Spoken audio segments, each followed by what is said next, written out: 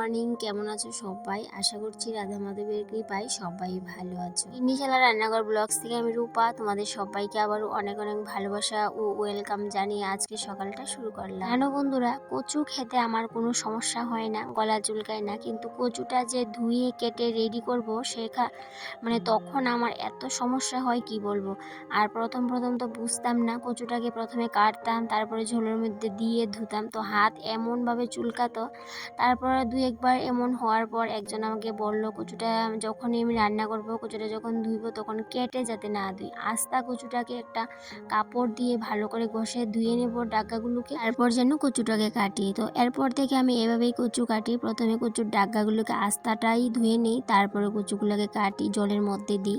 তারপরে এই জলটার মধ্যে আর একদমই হাত দেবো না। এই জলটাতে যদি আমি হাত দিই, আমার হাত কিন্তু সঙ্গে সঙ্গে চুলকানো শুরু হয়ে যাবে। তো এবার যখন আমি কচুটাকে আগে ভালো করে পরিষ্কার করে নিয়েছি, এবার কিন্তু আর তো পরিষ্কার করে না ধুইলেও চলবে। এখন শুধুমাত্র জল থেকে ছাঁকনি দিয়ে আমি কচুগুলোকে তুলে নেব। তো এভাবেই যখন থেকে করি তখন থেকে কিন্তু আর হাত চুলকায় না। আজকে হচ্ছে যোগিনী একাদশী, তো যেহেতু একাদশী এখনই স্নানটা করে পুজোটা দেব, তারপর করবো রান্নাবান্না। তো রান্না করার আগে ভাবলাম কচুটাকে ধুয়ে নিই, তারপর গিয়ে রান্নাটা করতে আমার খুব সহজ হবে, ইজি হয়ে যাবে। তো এই জন্য আমি কচুটাকে আগে প্রথমে কেটে ধুয়ে রেখে দিয়েছি, তারপর স্নান করে চলে আসলাম ঠাকুর ঘরে। টানা 7 দিন বৃষ্টি হয়েছে, আর আজকে হচ্ছে ষষ্ঠ দিন, মানে 6 নাম্বার দিন। আজকেও বৃষ্টির নিস্তার নেই বৃষ্টির হাত থেকে। সকাল থেকে তো বৃষ্টি ছিল না, অনেকটাই খুশি ছিলাম, ভাবলাম আজকে হয়তো বা বৃষ্টি হবে না, কিন্তু এই যে স্নানটা করে একটু পরে কিন্তু বৃষ্টি চলে আসলো। এত দিন ধরে বৃষ্টি, এর আগে কখনো এত লং টাইমের জন্য বৃষ্টি ছিল না, কিন্তু এই যে এই কিস্তে বৃষ্টিটা শুরু হয়েছে, টানা 7 দিন বৃষ্টি ছিল। 7 দিনের পরেও হবে কিনা আরও, তাও কিন্তু এখনও বলা যাচ্ছে না। তো এখনও অবধি বৃষ্টি নেই, কিন্তু জানি না কতটুকু পর কী অবস্থা হবে। তো যাই হোক, এদিকে আমি ঠাকুরঘরটা মুছে ফ্যানটা চালিয়ে দিচ্ছি, কারণ ওয়েদার এতটাই খারাপ। কতবার ঘর বারান্দা মুছি আর কতবার এই ফ্যানটাকে বারান্দাতে এনে চালাই, তার কোনো ঠিক ঠিকানা নেই। যতবার ঘর বারান্দা মুছি এই ফ্যানটাকে নিয়ে নিয়ে ঘুরতে হচ্ছে, কারণ ফ্যানটা যদি এখন না চালায় ঠাকুরঘর কিন্তু এখন শুকাবে না, কারণ ওয়েদারের জন্য সমস্ত কিছু ভিজা ভিজা একটা ভাব হয়ে থাকে। তো ফ্যানটা চালিয়ে ঠাকুরঘরটাকে এক্ষুনি শুকিয়ে নিলাম। তো তারপর আবার শুরু হয়ে গেল এই যে বৃষ্টি। তবে এতটাও বৃষ্টি না, কিন্তু কিছুক্ষণ বৃষ্টি ছিল আজকে, তবে একটু কমই ছিল। এই কিছুক্ষণ বেশ একটু সময় ছিল, কিন্তু এরপর আবার বৃষ্টিটা কমে গিয়েছিল। তো পরের দিনও কিন্তু হালকা হালকা ছিল। তারপরে পরের দিন, যেহেতু আমি ভয়েস ওভারটা দিচ্ছি, পরের দিন কিন্তু এতটাও বৃষ্টি ছিল না। প্রত্যেকটা একাদশী পালন করি, কিন্তু এই যে আজকে যোগিনী একাদশীটা পালন করার একদমই ইচ্ছে ছিল না বলতে পারো। ইচ্ছে ছিল না বলতে, আমি ভাবছিলাম যে এই একাদশীটা করব না, কেন কি আগের দিন আমি নিরামিষ খেতে পারিনি। কিন্তু পরের দিন দেখো ভগবানের কি লীলা, ভগবান কিন্তু আমাকে একাদশীটা করিয়েই ছাড়লো। সকালবেলা কি কারণে আমি জানি না, এত সকাল সকাল স্নান করেছি।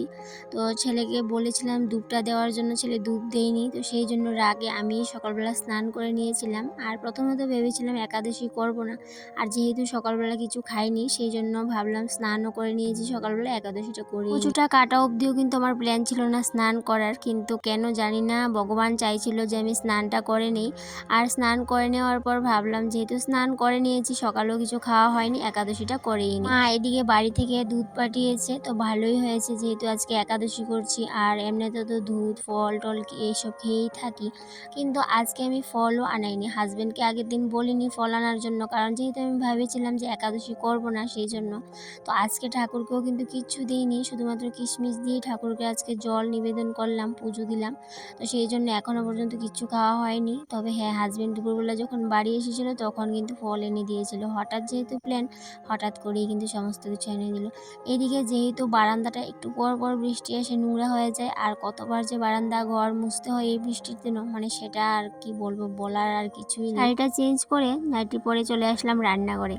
তো এইদিকে আজকে নিরামিষ রান্না একদমই করতে পারবো না, তবে অন্য সময় যখন একাদশীটা করি, একাদশী পালন করি, তখন কিন্তু ঘরে নিরামিষটা রাখারই চেষ্টা করি। আজকে আর সেটা পারলাম না, যেহেতু ইলিশ মাছের মাথাটা আছে ঘরে, সেই জন্য কচু এনেছে। হাজব্যান্ড বলল কচুর শাক করার জন্য, আর এই জন্য ভাবলাম আজকে আর নিরামিষটা করব না। তো তাদের মানে ছেলের জন্য হাজবেন্ডের জন্য রান্নাটা করে নিই। এদিকে ডাল প্রায় সিদ্ধ হয়ে গেছে, ইন্ডাকশনে বসিয়েছিলাম আর কচুটাও বসিয়ে চলে আসলাম এই ঘরে। ঘরটাকে ঝাড় দিয়ে বিছানাটাকে ঝাড় দিয়ে চলে যাব আবার রান্নাঘরে। রান্নাটা কমপ্লিট করে আরও কিছু কাজ আছে টুকিটাকি, সেগুলো সারবো। আর যেহেতু আজকে আমি একাদশী পালন করছি সেই জন্য রান্নাঘরে বেশিক্ষণ সময় থাকতে আমার একদমই ভালো লাগছে। কচুটা নামিয়ে বসিয়ে দিলাম ভাত, আর ভাতটা কিন্তু একটু বড় ডেকের মধ্যেই বসিয়েছি কারণ আজকে রাতের জন্য একেবারে রান্না করে নিচ্ছি। আর যেহেতু একটু বৃষ্টি আছে, বৃষ্টির জন্য ভাতটা নষ্ট হবে না, সেই জন্য একবারে রান্না করে নিচ্ছি।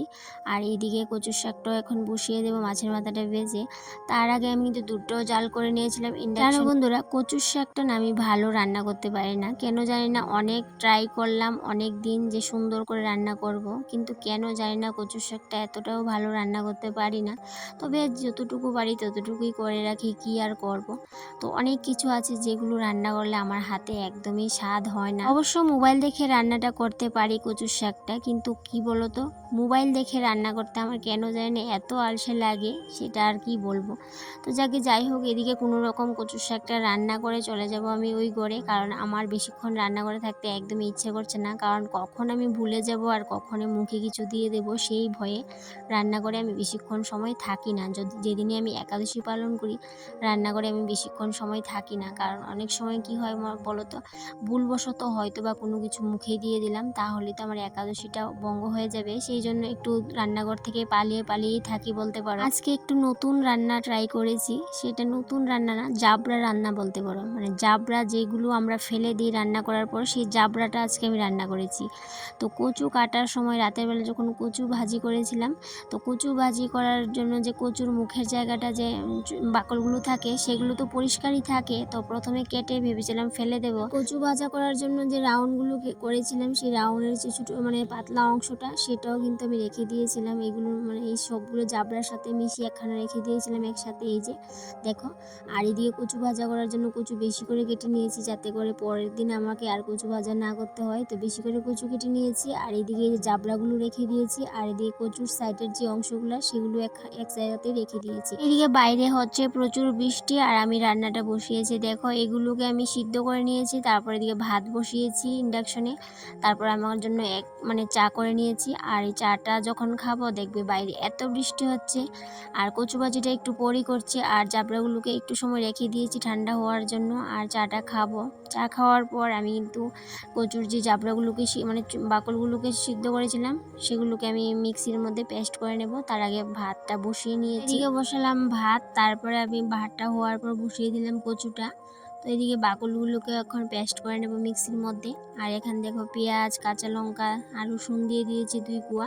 এখন এগুলোকে পেস্ট করে নেব। সত্যি কথা বলতে এর আগে আমি কখনো এভাবে করে করিনি, একটু নতুনত্ব ট্রাই করার চেষ্টা করছিলাম। কারণ রান্নাঘরে আমরা গৃহিণীরা সবসময় একটু নতুনত্ব মানে করতে ভালোবাসি, নতুনত্ব দেখাতে ভালোবাসি, সেই জন্য একটু নতুনত্ব ট্রাই করলাম।